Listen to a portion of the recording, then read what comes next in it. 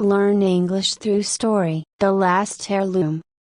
In the quaint village of Everwood, nestled between rolling hills and ancient forests, there lived a humble blacksmith named Gerald. His life was simple, defined by the rhythmic clang of his hammer against the anvil. Despite his modest means, Gerald was content. His most treasured possession was a family heirloom passed down through generations, a beautifully crafted silver locket. The locket, adorned with intricate patterns and a small emerald at its center, had a unique charm. It was said to possess the wisdom and blessings of Gerald's ancestors, guiding its bearer through life's trials and tribulations. Gerald wore it daily, believing in its silent counsel. One day, a severe drought struck Everwood. The once lush fields turned barren, and the village well began to dry up. The villagers grew desperate as their crops failed and their livestock weakened.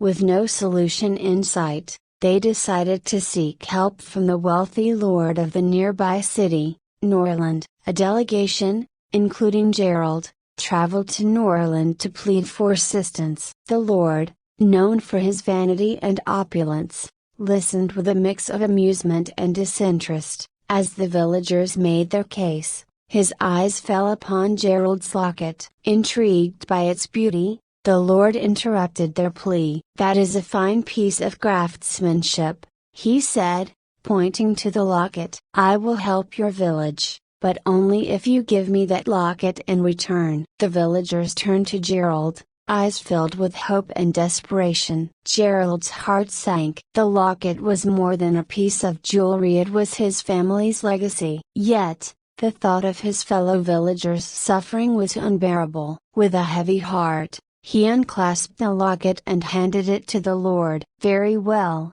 the lord said, smirking. "I will send food and water to your village. You have my word." True to his promise, the lord sent supplies to Everwood. The villagers were saved from immediate disaster, but Gerald felt an emptiness where the locket once lay. He continued his work, though the forge's fire seemed less warm, and the anvil's ring, less comforting. Weeks turned into months, and the village slowly recovered. However, Gerald couldn't shake the feeling of loss. One evening, as he sat by the hearth, an elderly woman approached his door. She introduced herself as Mara, a traveling seer known for her wisdom and insight. "I have heard of your sacrifice," Mara said, her eyes twinkling with empathy. "Such selflessness should not go unrewarded. The locket you gave away carries more than sentimental value, it holds a powerful blessing." Gerald nodded,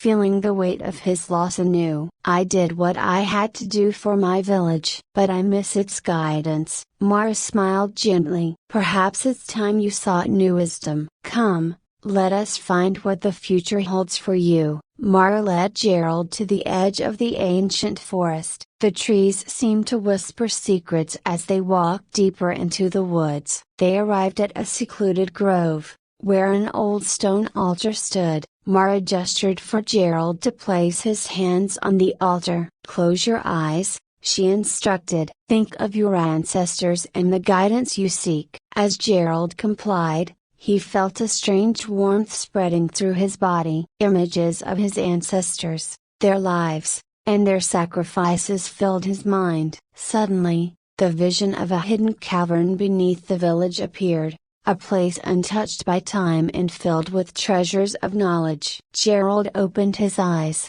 awed and confused. Mara nodded knowingly. "Your ancestors are guiding you to a place of wisdom. Follow the vision." With renewed purpose, Gerald returned to Everwood and shared his vision with the villagers. They were skeptical but decided to help him excavate the area described in his vision. Days of digging finally led them to the entrance of a hidden cavern. Inside, they discovered ancient manuscripts, artifacts, and relics that spoke of their village's rich history and the wisdom of their forebears. Among the treasures was a chest containing several items, including a locket identical to the one Gerald had given away, but with a different stonia and amber. Gerald took the new locket, feeling a familiar warmth as he held it. The villagers marveled at the discovery, realizing the value of their heritage. They decided to build a small museum to preserve and share these newfound treasures, fostering a renewed sense of pride and unity. The new locket seemed to carry the same blessings as the old one. Gerald felt a deep connection to his ancestors and a sense of peace he hadn't experienced since parting with the original locket. His work thrived, and the village, enriched by its rediscovered heritage, prospered. News of Everwood's discovery reached the Lord of Norland. Intrigued and slightly jealous, he visited the village, hoping to see the treasures for himself. When he arrived, he was struck by the transformation. The villagers, once desperate and downtrodden, were now vibrant and hopeful. Gerald greeted the Lord with a respectful nod. "Welcome, my lord. Our village has been blessed with the wisdom of our ancestors. Would you like to see the treasures we have uncovered?" The lord, feeling a pang of guilt for his earlier actions, nodded. As he toured the museum, he saw the profound impact the heritage had on the villagers. Humbled, he approached Gerald. "I see now that the locket I took from you was more than just a trinket," the lord admitted. "I regret my actions. Please, take it back." Gerald smiled kindly. "Thank you, my lord. But the locket you have is a part of my past. I have found a new locket, and with it, a deeper connection to my heritage. Keep it as a reminder of the lesson we both learned." The Lord, moved by Gerald's grace, vowed to support Everwood in their endeavors. He provided resources to enhance the museum and pledged to help the village in times of need. Over time, Everwood flourished, becoming a symbol of resilience and wisdom. The museum attracted visitors from far and wide, and the village became known for its craftsmanship and rich heritage. Gerald, now an elder, continued to guide his community with the wisdom of his ancestors. One day,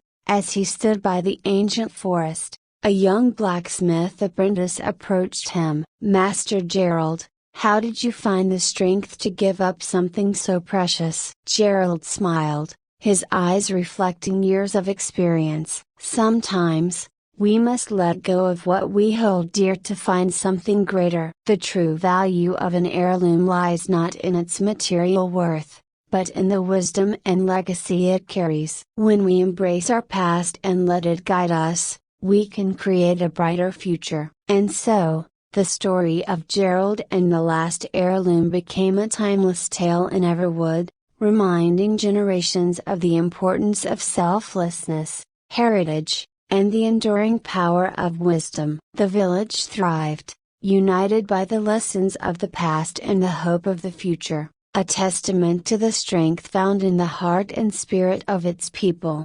I hope you enjoyed the story. If you enjoyed, then please like and share this video, and don't forget to subscribe our YouTube channel. Thank you for watching.